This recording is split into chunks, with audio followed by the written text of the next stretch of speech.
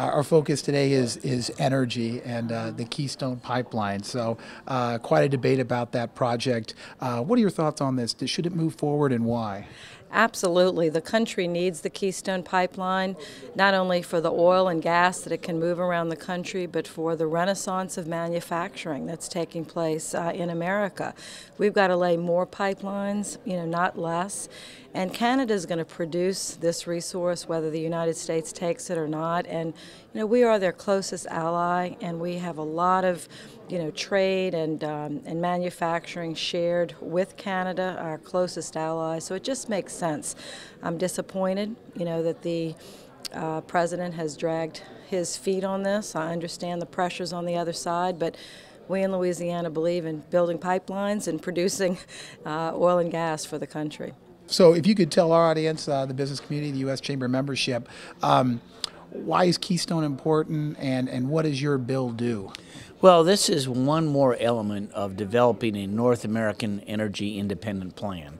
If we're going to be competitive with the rest of the world, we've got to have this thing done. And with all the unrest in the Middle East and the recent elections now in Venezuela, who knows what's going to happen? The Department of Energy in their own forecast were predicting $4.15 gas by Easter. Now, thank goodness we didn't get there, but clearly they expect an increase in gas prices. That hurts everybody, particularly the most vulnerable, those that have to commute 60, 80, even maybe 100 miles a day to get to work. So by utilizing our friendship with the Canadians, and we already get 1.5 million barrels every day from Canada, they want to produce another 6 million by 2030.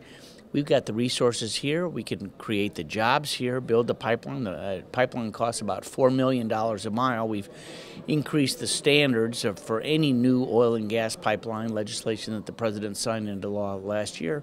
This ought to be a no-brainer. What are the prospects for the House Keystone bill, and will it be necessary because maybe the administration will act soon? Well, we'd like to think that they would, but they've been sitting on this now for some 4 years. They, of course, chose a reroute. The route was changed in Nebraska, which is a good thing. It's ready to go. We'll have bipartisan support getting that bill out of our committee probably this week, and anticipate it to be on the House floor before Memorial Day. Congressman, the big debate in the energy world is the Keystone XL Pipeline. Why does that need to be built? Well, we got to build this Keystone Pipeline. First of all, it creates a lot of jobs at the front end for building the pipeline. But even more importantly, it allows us to be more secure in our energy supply. I'd much rather be buying oil from Canada than from other parts of the world. So I'm on the bill in the House that says let's move ahead with this. It's gone through all the reviews it needs to go through. Even the Obama administration has said it presents no significant environmental impact. So let's move ahead with this pipeline. It's good for America. Right.